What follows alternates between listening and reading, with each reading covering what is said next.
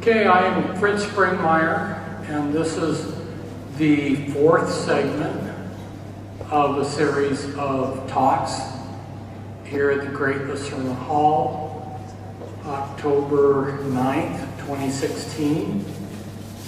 And for this fourth talk, we are going to discuss the hidden past and the hidden present. And like I said in an earlier presentation, because there's so much on these subjects, I am just trying to throw a spotlight on some important things, and then I would hope that you would then be able to buy books or also look at YouTube videos that you could learn more about these interesting subjects. So on the hidden past, we're going to discuss hidden archaeological discoveries, the hidden hand in history, and the crimes of the elite. Again, we're going to only scratch the surface of these fascinating subjects. And then we're going to look at the hidden present, corruption, cures, technology, spiritual and educational tools. So all over the world, strange artifacts have been found in mines, lumps of coal, rocks, and here you see a couple of them. And what they suggest, or what they prove, I guess you could put it more strongly that way, is the version of history that we have been given has to be bogus. And so I have given a couple of the books that you could follow up and read some more on. All over the world, bones of giants have been found. Here you see some pictures of them. You can see in a couple of these pictures how big the giants are compared to the people beside them. And then one of the Dead Sea Scrolls was the Book of Giants. So this is something that's gone on for a long time. There's some books like The Watchers, Nephilim. And then this book over on the right-hand side is a book that exposes how the Smithsonian Institute has covered up and destroyed the giant bones that were sent to it. This one's a subject that's fascinated me a lot, and I've gotten to speak with some of the people that have gone out in the field and found things. The pigraphers, those are people that study stone inscriptions and monuments. And the person that's the most expert, at least as far as writing about it, is Barry Fell. And America, BC is such a good book that now some of the universities are using it as a textbook. But he goes in and he documents how across North America you find Phoenician artifacts and temples, you find Egyptian artifacts, you find the Viking artifacts, and so here you see this little gold medallion that was found in the Grand Canyon from Egypt, obviously from Egypt. Over here you have an inscription that was found in Iowa that's got Hebrew and Phoenician writing. It's multilingual. And then you've got Viking coins, you've got the Vikings left rune stones throughout North America as they explored it. Now, up to now, the only thing that they've really seriously acknowledged is they found at Monsall Meadows at the north end of Newfoundland, they uncovered a Viking village. But we know from the Viking sagas they explored much more than Newfoundland. They explored inland, and interestingly, I have met members from tribes from the eastern coast of America. One of these, he was a member of a very small tribe from the New England area, and he was full-blooded Indian. He was my track coach, and honestly, that man looked more like he had Celtic blood than anything else. And in fact, maybe you are aware of the Micmac tribe. When the missionaries came to the Micmac tribe there in New England, they were taking bark and they were writing on it. And the missionaries wrote down in their books the inscriptions, that the language that the Micmac tribe was writing. But nobody understood what they were looking at the time. And in recent years, people like Barry Fells realized this was Egyptian hieratic. Perhaps you know that in their monuments, their formal writing was hieroglyphics, but their handwriting cursive was hieratic. And then their shorthand was Demotic. And so this Indian tribe was writing with a form of ancient Egyptian writing.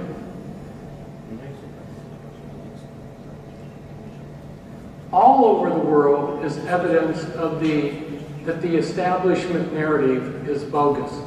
We have caves, and the authenticity of this ancient art is indisputable. There you see an alien with a flying saucer. You see an alien on the Egyptian art, ancient cave art with a jet. Over here, some more art of aliens. And we are not getting the full story on any of this. And I'm fully convinced that, the insiders that whisper things that say, I was in the military and so forth, and our military is collaborating with these aliens. I have a hard time not believing that there isn't something there with so many witnesses having sincerely, or at least they came across as sincerely talking to me. And what was a little bit unnerving, a little bit maybe, was because you realize the level of research I have here.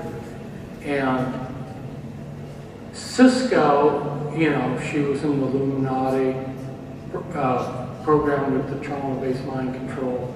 Her son was in the military, and he guarded one of these installations in New Mexico.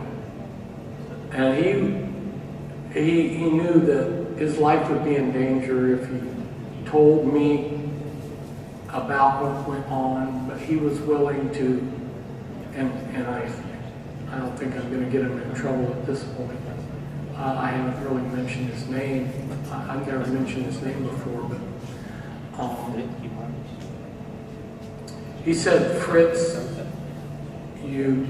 what they're doing underground there is way beyond anything you're talking about. Wow. Okay.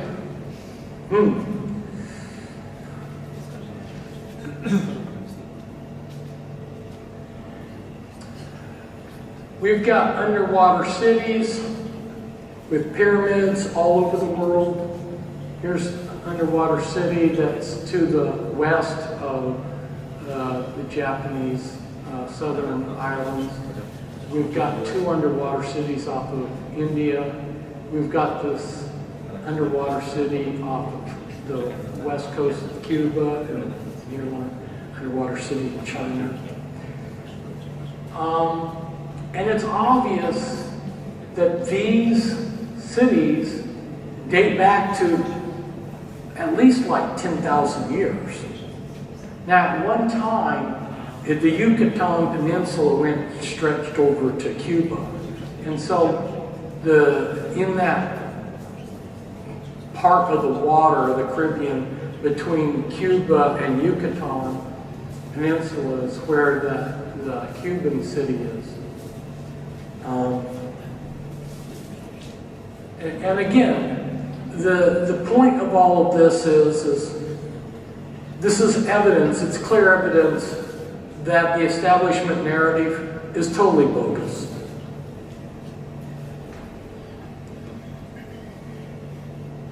So my question is why are there large ancient pyramids all over the earth? And then if we look at some of the ancient records, it seems to indicate that there's a connection between those fallen angels or archons or whatever, the Nephilim, and these pyramids too. Now this is a very interesting thing. And mentioning this particular aspect, I thought that the interesting thing about this particular point in history is to show you, those of you who may aspire to be researchers like me, how you can tell a clue. Okay? Now this event in history it's the lost Roanoke Island colony. The first English colony, as you can see there, they came in 1585. There was a group of settlers and they settled on Roanoke Island. And then the colony disappeared. So that later, when ships from England came, they couldn't find the colony. It was called the Lost Colony. And all they could find is this clue, Croton, carved on a street, on a tree. Okay, in the story, basically, as far as the establishment narrative that we've been told. My research shows that Virginia Dare, who was the first child born in the New World, was of one of these elite, I guess, what would now be called an Illuminati bloodline. So here's the clue that there's something really strange about Virginia Dare that's out of the ordinary. There are all kinds of companies named after her. There's statues. I mean, here's a wine that's named after her. They made a postage stamp out of Virginia Dare. Now, what is Virginia Dare's claim to fame? Nothing, except she was the first child born in America that was English. I mean, at least recorded. I mean, there were Spanish children and so forth. So it's not like it was the first white child, but the first English child born in the New World. Okay, that's a little bit special, but not that special, right?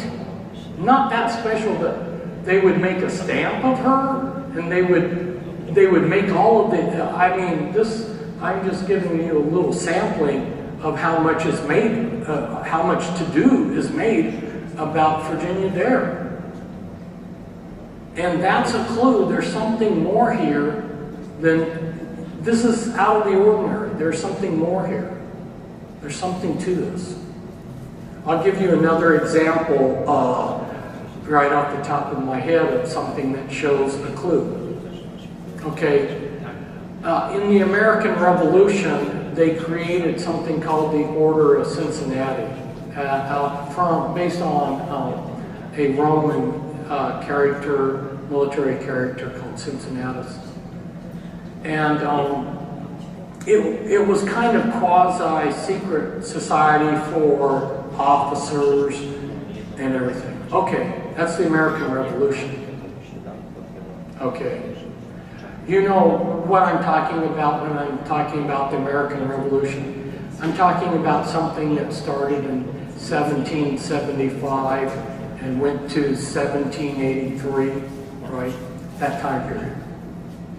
Do you know that there is still an order of the Cincinnati today? And if you look them up in the books, they say, oh, we are an organization of descendants from the original order of Cincinnati. Huh? Why would anyone want to bother with something like that? It makes no sense. Why would people be putting so much effort and well, from my Illuminati informants, I came to realize it's an Illuminati organization. It's a front.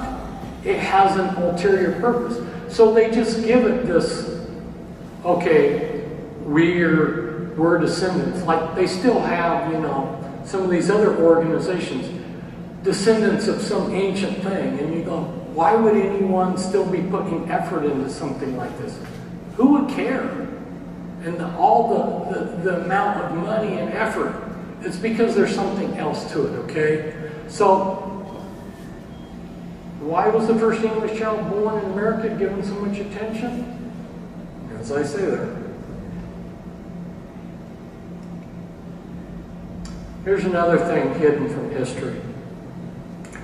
This follows the general theme of, if we go around the world and study the history textbooks that are given in the schools, and I have read the parts of textbooks of quite a few countries, what they're teaching in the schools.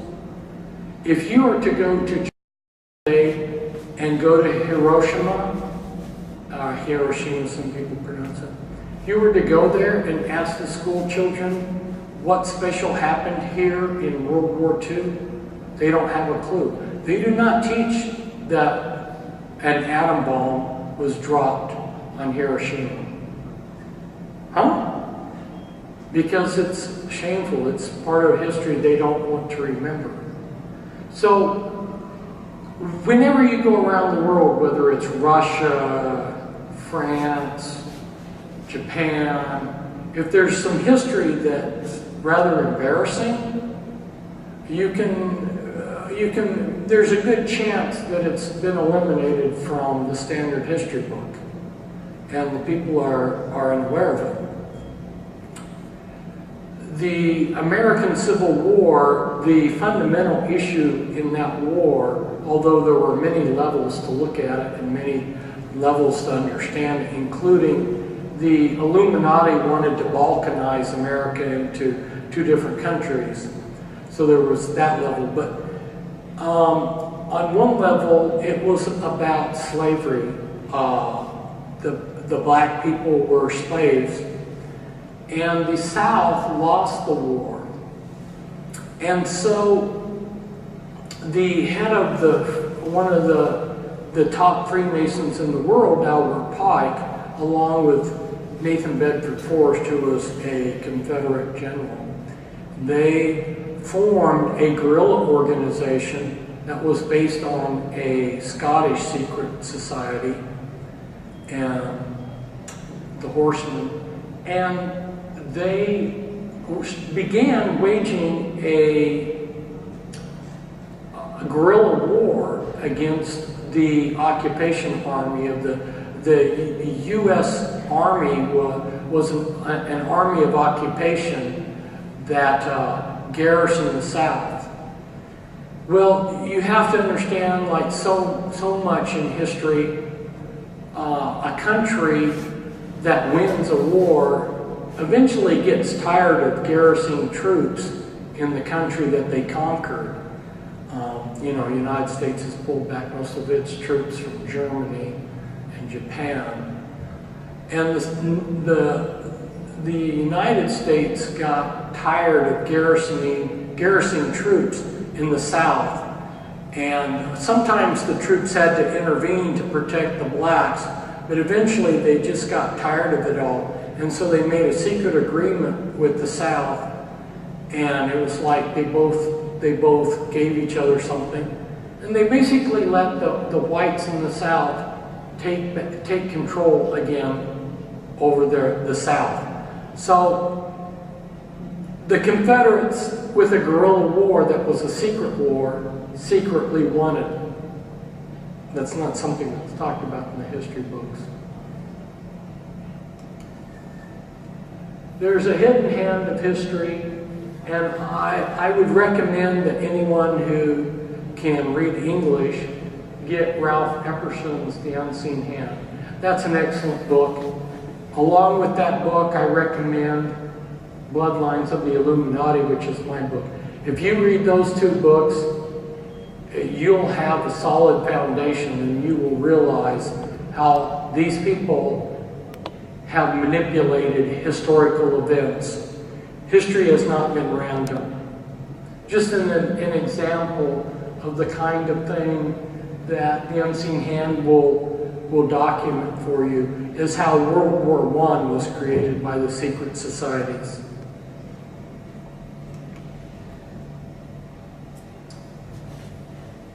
Another thing that the hidden hand has done is created epidemics. And if you start tracking back to the influenza epidemic that hit the world after World War I, you'll see it goes back to the Fort Riley, that was just north of where I graduated from high school. The original outbreak began there, and then it spread to other military bases by the military men being reassigned, and then it went globally in 2 waves from there. Likewise, the swine flu began at Fort Dix, New Jersey. So there's a whole hidden history of the bio war that these people have been involved with. And right now, the warfare is being conducted against the people of the world. Another interesting aspect of the hidden hand, of hidden history, is the large history of how British aristocracy, the bankers in America, and the Illuminati kingpins helped Hitler before and during the war. And some of you who have listened to previous talks that I have given, I've talked about the diamonds. Diamonds are used in gyroscopes. What are gyroscopes used in? Gyroscopes are used in tanks, gyroscopes are used in planes, submarines, and gyroscopes use diamonds. Diamonds are used industrially in many different ways. For a modern industry, there's a great need for diamonds. So when the United States, after Pearl Harbor, joined the side of the Allies and went to war in World War II, their immediate need was 9 million carats of diamonds. And so they asked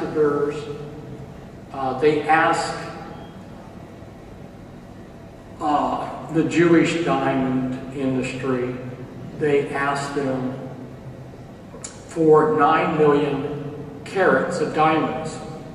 Now understand, they were also supplying the Nazis with the diamonds.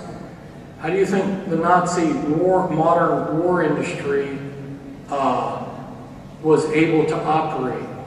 They were receiving these diamonds that came from the Belgian Congo. And surprisingly, the British diamonds, the people that were sitting on diamonds in Britain, they didn't want to supply the United States with the industrial diamonds that the United States needed. I guess maybe they thought, well, if we supply 9 million carats all at once, people will realize that diamonds aren't rare. For whatever reason, they turned the U.S. government down. The U.S. government used the highest form of blackmail or leverage that they could. They said, if you do not supply these diamonds, we are quitting the war. It's just that simple. You're going to supply them or we're dropping out. But Rockefeller tankers were supplying oil that went to Spain and were pumped into the Axis countries. The Bush family during the war were actually making profits off of Auschwitz, and then they made enough money that was what allowed the Bush family to get into politics. The Bush family is part of a secret society based at Yale called the Order of the Skull and Bones, and there was a group of students that didn't like the secrecy of this secret society, the Order of Skull and Bones.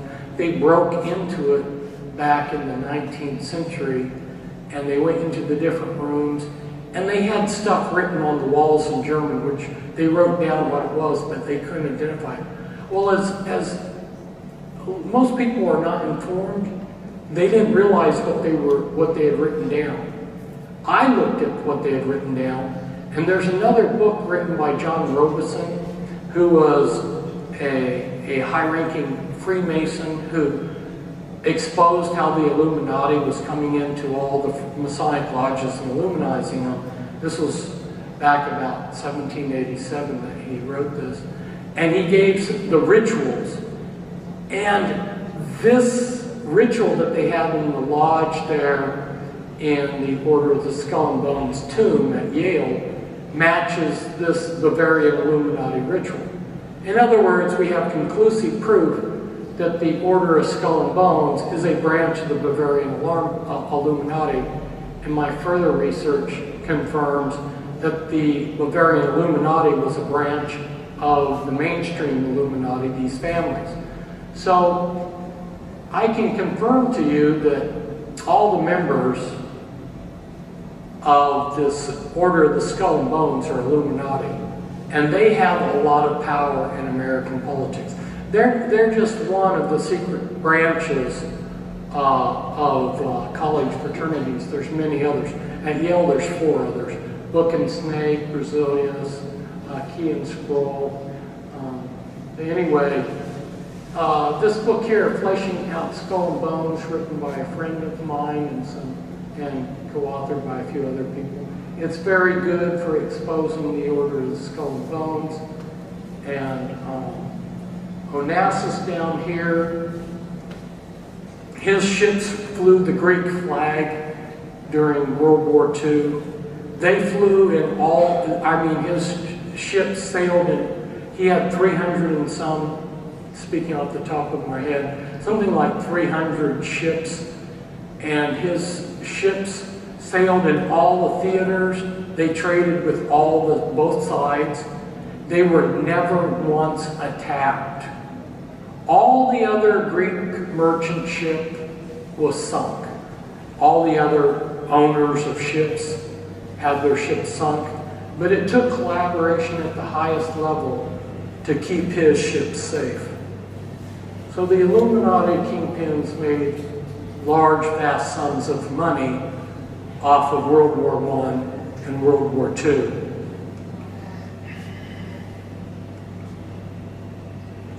This is a financial timetable of the Illuminati kingpins.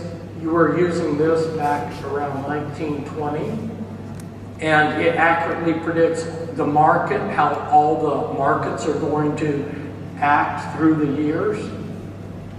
And now they have replaced this particular timetable with more accurate ones, but they know exactly what the markets are going to do.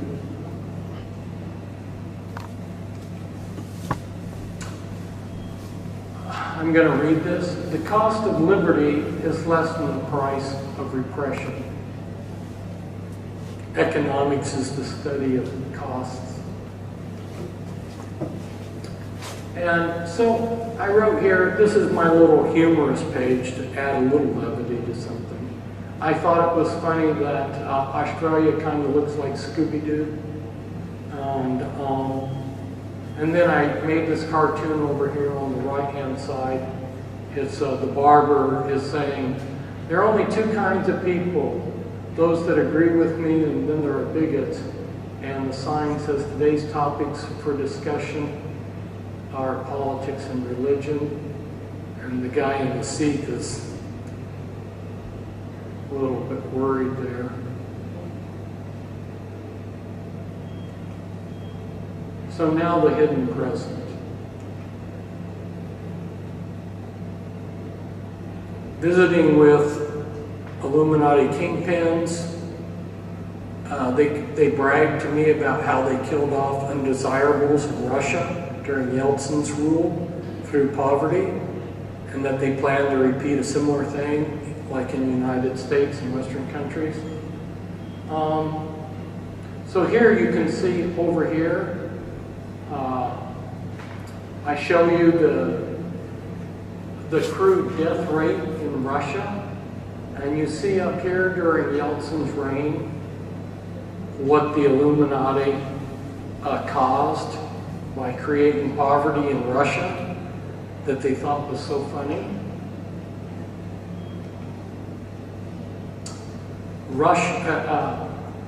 Russia's suffering a lot today, the Russian people, but also the Chinese people.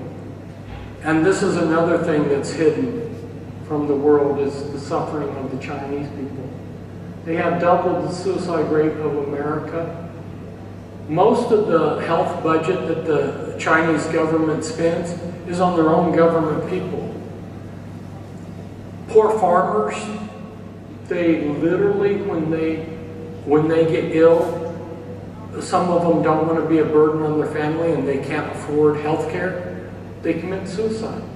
I actually watched a film of a Chinese man committing suicide, a farmer. It was caught on film. Sad.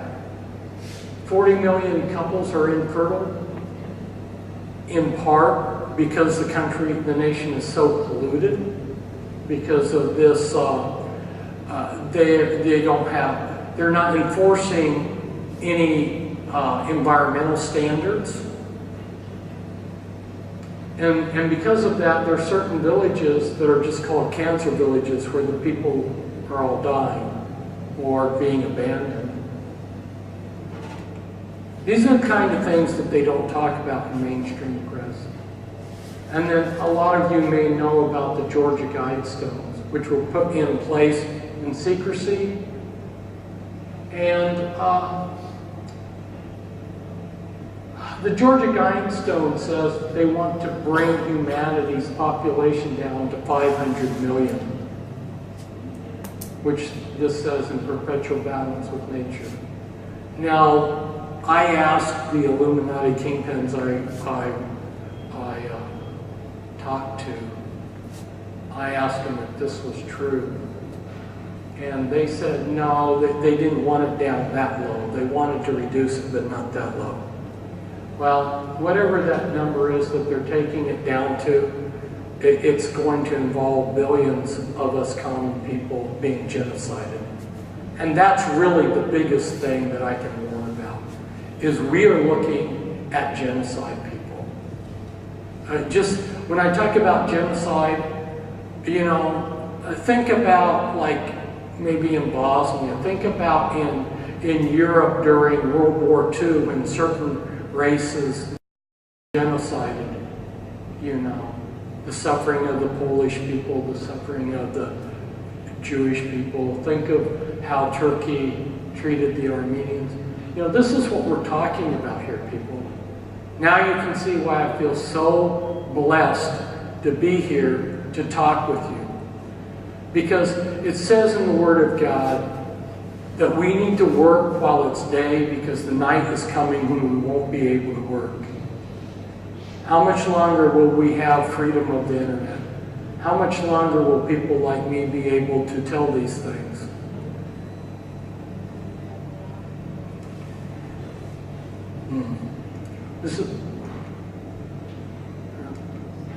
There we go.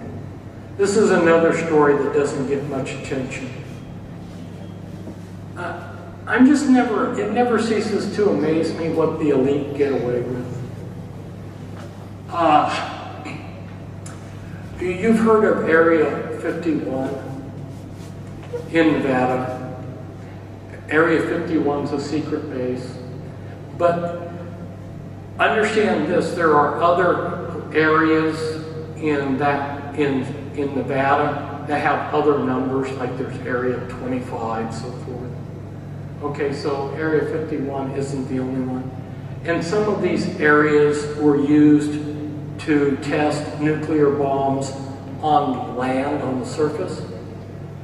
But they also exploded 450 nukes in the air over Nevada. 450 nukes. I don't understand this. If anyone can explain it to me, I will be amazed. Why does any nation need to explode 450 nuclear bombs in the air to test it? And the whole thing about all the radiation that got spread over America has been covered up. As you know, radiation can cause cancer. Well, that's no secret. So there was a study of 320,000 baby teeth in St. Louis, and it showed that babies born after nuclear tests had 50 times more radioactive strontium-90 in their teeth. I mean, these are war crimes against the American people. It's outrageous, unbelievable. And in Oregon, where I am at, I have friends that have Geiger counters that are testing the food and the water and so forth. They're monitoring stuff, and we're being lied to about how much radiation is coming from Fukushima. And a friend of mine was tracking the radiation coming out of Fukushima when it initially came, and they did weather modification. Hey, I guess this is one good use of weather modification. They modified the weather because the radiation, he said, that he was tracking was coming towards Oregon and California, and our government blew it down to Mexico, to northern Mexico. I'm sure they kept that secret from Mexico.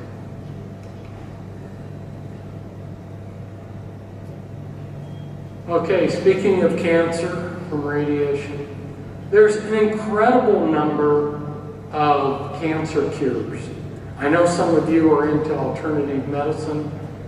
I have a book that's amazing, Miracles from the Vault, and it also has a sequel to it that gives a lot of cancer cures. I've just thrown up a few of these that I've written about. The soursop, which is also known as graviola.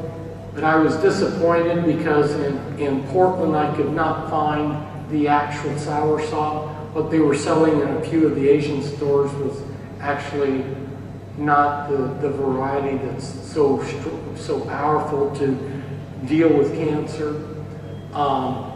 Concentrated flax hull legumes, which is sold as SDG.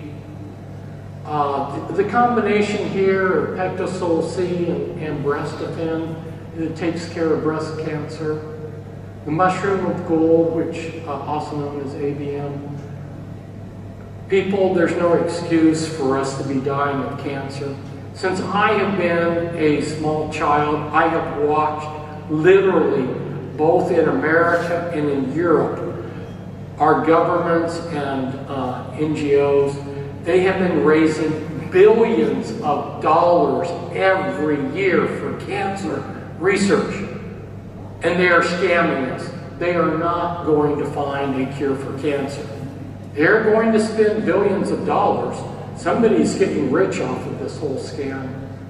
And yet these cancer cures that have many, many people that have testified of how powerful they are totally ignored. Why are they ignored by Big Pharma? Because they can't patent them and make money off of them. Plus, Big Pharma is not your friend. They are actually, some of these big pharma companies, most of them, maybe all of them actually, that I start to think about it, are Illuminati owned and they are part and parcel of the genocide agenda. Again, all hidden from us. Yeah, come back. This is the most insidious thing. The human body has a GC macrophage, and that protects a person from cancer. It's in your immune system. And Dr. James Jeffrey Bradstreet, he was a very world-famous physician. And he realized that what they were doing is they were lacing the vaccines that they're giving us with Nagalase to block the GC-MAF. And there were also a number of other doctors in Florida he was in the South, who knew similar information. A lot of alternative doctors in the South that knew about this have been murdered. We now are up to something like 50 alternative doctors have been murdered. Cold-blooded murders.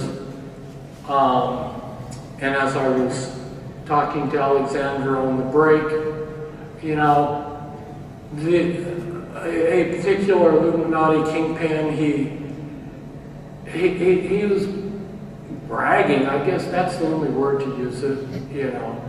He was proud that he has an assassination squad, and he told me that they were going to assassinate bankers. Well, they assassinated 50 of them, obvious murders. The police in almost every case I know looked at obvious murders and said, oh, these are suicides, and didn't investigate them. They have done the same thing with these doctors being killed. Obvious murders, they rule them as suicides. It makes me sick. It's disgusting. You know, I guess if we want to look at it another way, you know, what goes around comes around, you know, whatsoever a man soweth, that shall he reap, or, you know, the Indian concept of how you develop negative karma. So I'm sure that some of these people have a lot of negative karma to work off of, if you want to look at it that way. I grew up in Nepal. It was very typical for women on a daily basis to get out and carry heavy loads. They were not eating processed food. When I was Amish for a while after I left the military. I went in another direction. I joined the Old Order Amish, which are horse and buggy. They are totally out of the world system, and they don't eat the world's food. They grow their food. They're self-sufficient. They eat a lot of beets. Beets are very healthy. And in this one community that I lived in, it was normal for a normal man in that community could stand, could jump up and do a flip and land on his feet. Healthy. I look at how sick our society is. I look at how many women in America are just obese. Obese beyond belief. Maybe the most, I hate to say negative things, but this, it ruined my meal. It really did. I was watching this one woman. She was sitting down, and her belly was like a huge sack of potatoes, except much bigger than a sack of potatoes. Her belly went down to the floor, maybe a yard, well, that would be a meter in front of her, and laid on the floor. It literally laid on the floor. It went to her. As she sat, it literally laid on the floor, and she put her elbows on the table and was scooping in the food in the restaurant like this. it ruined my meal.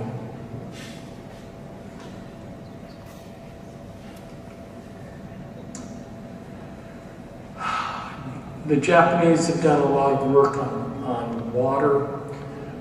Some researchers in the United States too.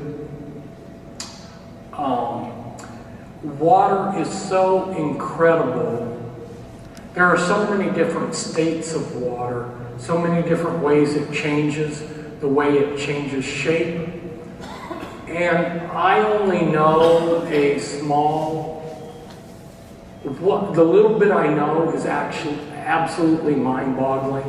I mean, we look at water and we think water is water. No, water is not water. Water actually, like David Icke was saying yesterday, it has intelligence. It changes shape. It does all kinds of things. But not only that, but structured water, which you're looking at that is what the body needs. And where will you get structured water? Well, structured water is you can get structured water from juicing, because structured water is the form of water that's in a plant. There's other ways to get structured water. But structured water is incredibly healthy. And so there's, you know, if I could live for maybe another 100 years, and I could have all of the time and money to just write and research like I would like, I would love to write a big long book about all the different forms of water and how it reshapes itself, how it has intelligence, how it can be healthy waters, unhealthy waters. Very incredible. And it's very interesting too, because the Word of God repeatedly associates water with life. The water of life. Those of you who might have Crohn's disease, and I got this for my wife. She has something similar to Crohn's disease. It's a pre-digested protein. When I visited the Anasazi ruins, I found out when I was getting a guided tour that they used to take and make cake out of pre-digested food.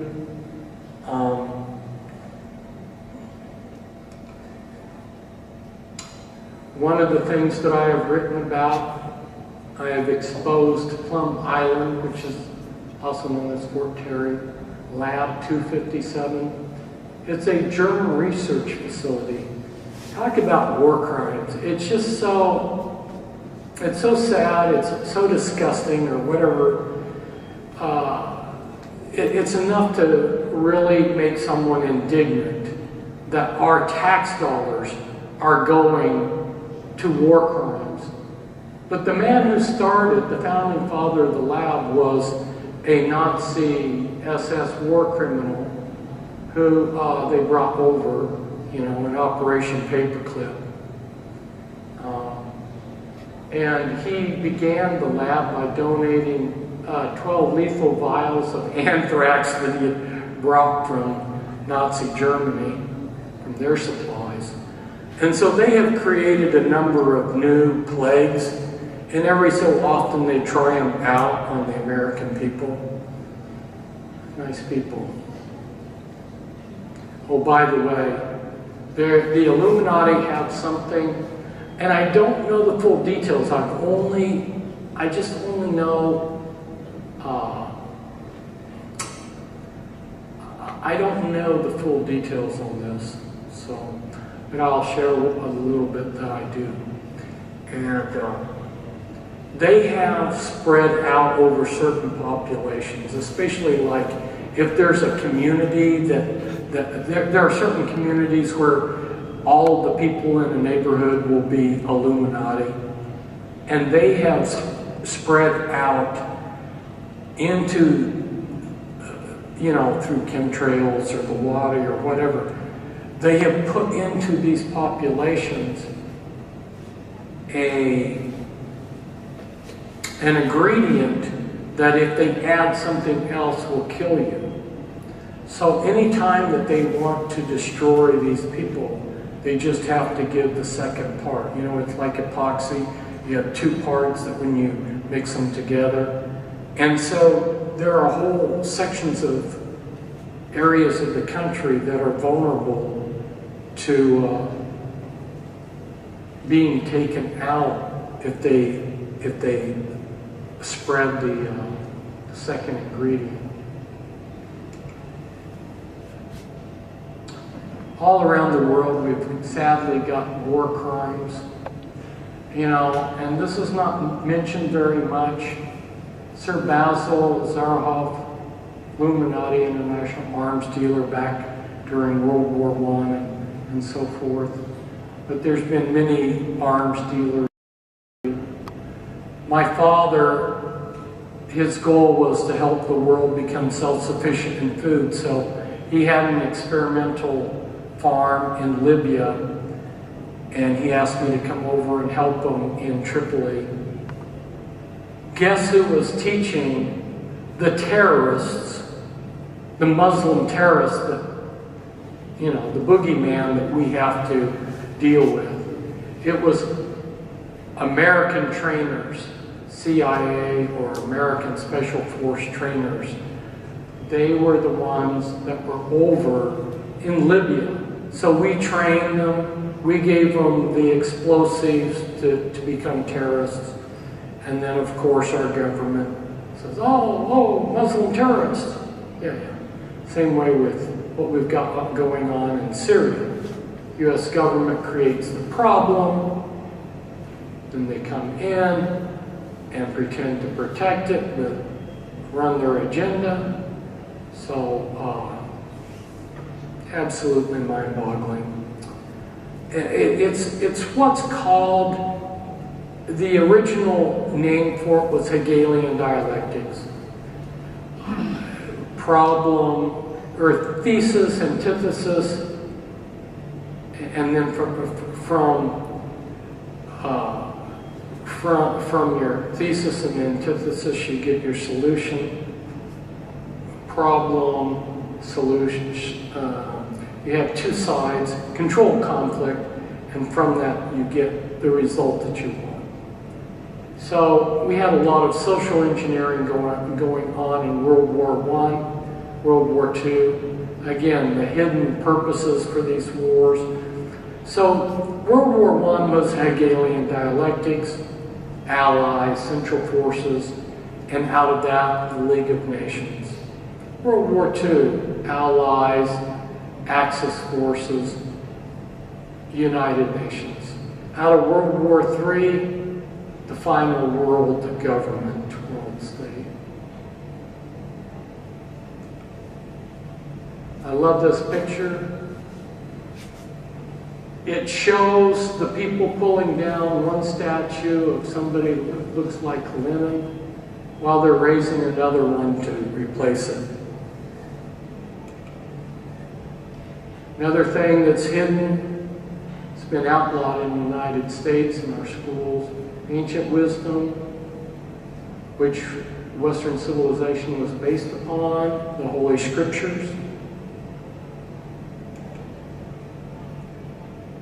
Another thing that's been repressed and hidden is this is a subject that you could write books on. If you're interested in the story of the Tucker car, there's a good movie about the Tucker car, and I'm sure you might even be able to watch it on Netflix.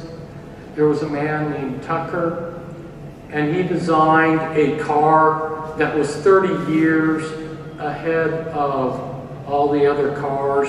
It had disc brakes, had all kinds of safety features. It had seat belts as a standard item of the car, safety glass, all kinds of improvements. And when he went to make his car, the big three auto manufacturers did all kinds of machinations to prevent him from getting the material to make his car.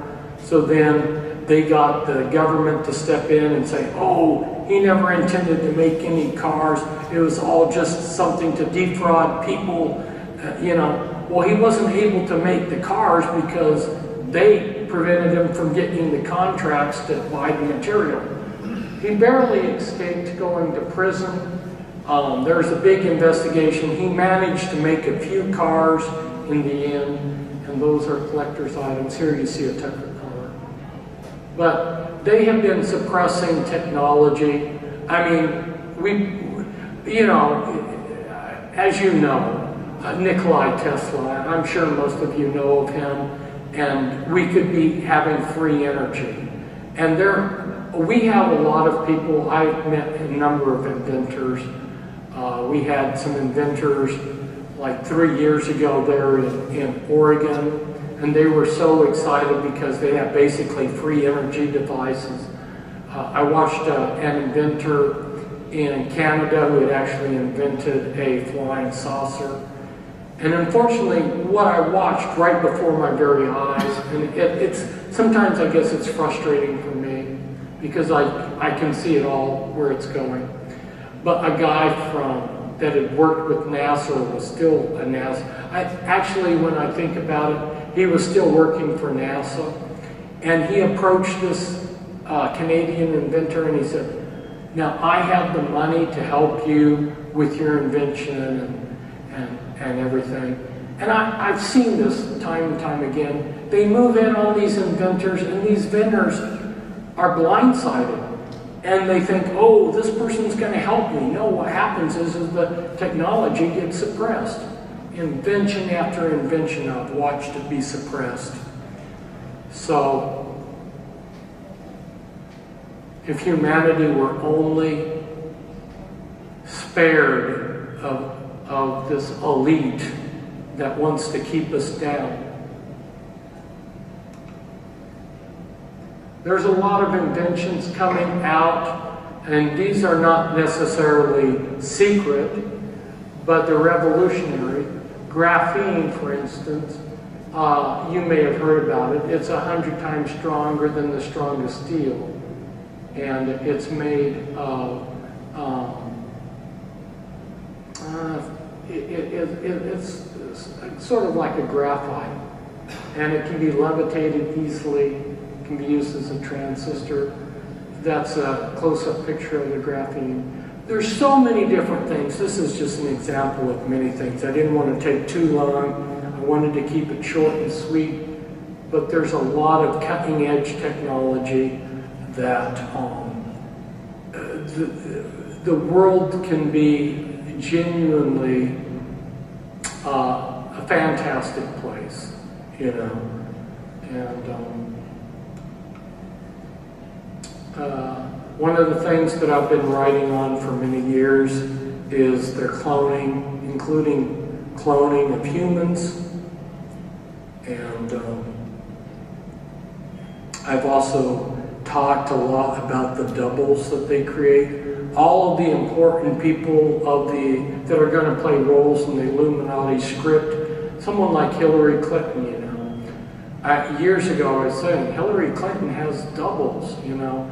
Well, I really appreciated this thing that happened on 9/11 when she went to the 9/11 ceremony. Do you remember, some of you? Is that she collapsed and they drug her away, threw her into the van and took her to a medical center that they said was her daughter's home. I was very glad to see that whole thing happen, because what happened is when they got her over to her, what they called her daughter's home, they had one of her doubles come out onto the street, and so the news media ran film, and her double comes out there, but it's obviously not Hillary Clinton, because you can look at it closely and, oh, she lost 20, 30 pounds, you know, in an hour, and she's got different ears and different features, you know. So they had her come out to show that Hillary's okay. And I was glad, because now within the awake community, what I had been telling them is mainstream. The awake community is all aware now. Yeah, Hillary Clinton has doubles, because I had been telling them that for years. So in summary, true history of this planet and its life has been destroyed and covered up. Painful events in history also get conveniently forgotten. Knowledge of the crimes of the elite are suppressed and rarely prosecuted. And the release of technology and alternative health methods are being controlled to help the elite, not benefit mankind. Thank you.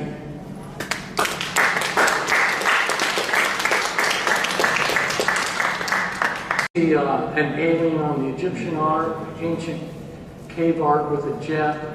Over here, some more art of aliens. And we are not getting the full story on any of this. And I'm fully convinced that, the insiders that whisper things that say, I was in the military and so forth, and our military is collaborating with these aliens. I have a hard time not believing that there isn't something there with so many witnesses having sincerely, or at least they came across as sincerely talking to me. And what was a little bit unnerving, a little bit maybe, was because you realize the level of research I have here. And Cisco, she was in the Illuminati program with the trauma-based mind control. Her son was in the military, and he guarded one of these installations in New Mexico. And he knew that his life would be in danger if he told me about what went on, but he was willing to, and I don't think I'm going to get him in trouble at this point. I haven't really mentioned his name. I've never mentioned his name before, but he said, Fritz, what they're doing underground there is way beyond anything you're talking about. Wow. Okay.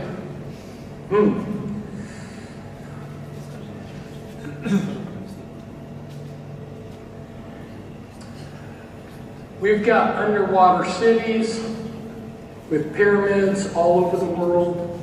Here's an underwater city that's to the west of the Japanese southern islands. We've got two underwater cities off of India. We've got this underwater city off of the west coast of Cuba, and here one underwater city in China.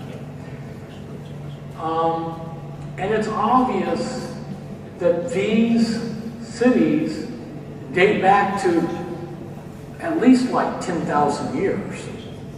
Now, at one time, the Yucatan Peninsula stretched over to Cuba. And so in that part of the water, the Caribbean, between Cuba and Yucatan Peninsula is where the Cuban city is.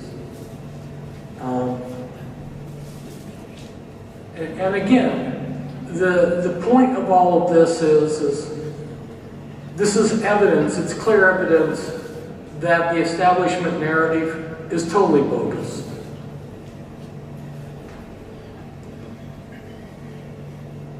So my question is why are there large ancient pyramids all over the earth? And then if we look at some of the ancient records, it seems to indicate that there's a connection between those fallen angels or archons or whatever, the Nephilim, and these pyramids too. Now this is a very interesting thing. And mentioning this particular aspect, I thought that the interesting thing about this particular point in history is to show you, those of you who may aspire to be researchers like me, how you can tell a clue, okay? Now this event in history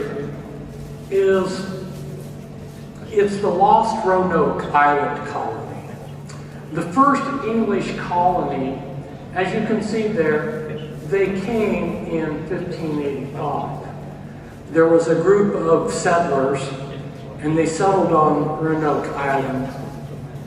And as we acknowledged, is they found at Monsall Meadows at the north end of Newfoundland, they uncovered a Viking village. But we know from the Viking sagas, they explored much more than Newfoundland. They explored inland. And interestingly, I have met members from tribes from the eastern coast of America. One of these, he was a member of a very small tribe from the New England area, and he was full-blooded Indian. He was my track coach, and honestly, that man looked more like he had Celtic blood than anything else. And in fact, maybe you are aware of the Micmac tribe. When the missionaries came to the Micmac tribe there in New England, they were taking bark and they were writing on it. And the missionaries wrote down in their books the inscriptions, that the language that the Micmac tribe was writing. But nobody understood what they were looking at the time. And in recent years, people like Barry Fells realized this was Egyptian hieratic. Perhaps you know that in their monuments, their formal writing was hieroglyphics, but their handwriting cursive was hieratic. And then their shorthand was Demotic. And so this Indian tribe was writing with a form of ancient Egyptian writing.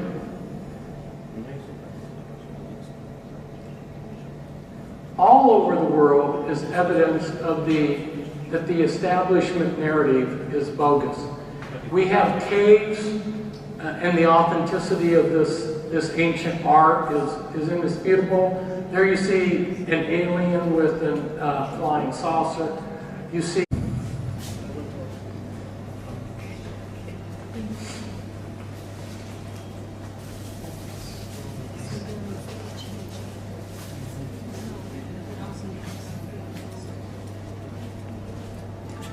Okay, I am Fritz Springmeier, and this is the fourth segment of a series of talks here at the Great Lucerna Hall, October 9th, 2016.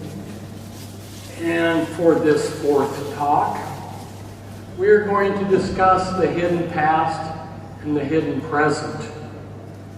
And like I said in an earlier presentation, because there's so much on these subjects, I am just trying to throw a spotlight on some important things, and then I would hope that you would then be able to buy books or also look at YouTube videos that you could learn more about these interesting subjects.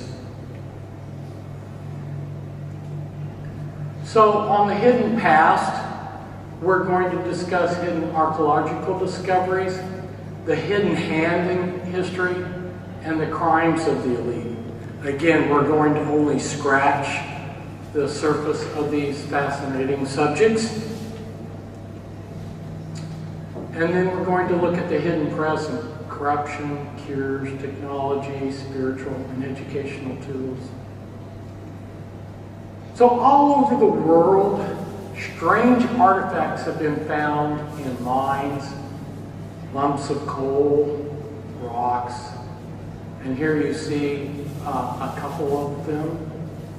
And what they suggest, or what they prove, I guess you could put it more strongly that way, is the version of history that we have been given has to be bogus.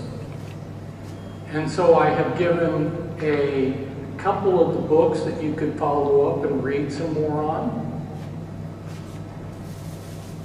All over the world, bones of giants have been found. Here you see some pictures of them. You can see in a couple of these pictures how big the giants are compared to the people beside them.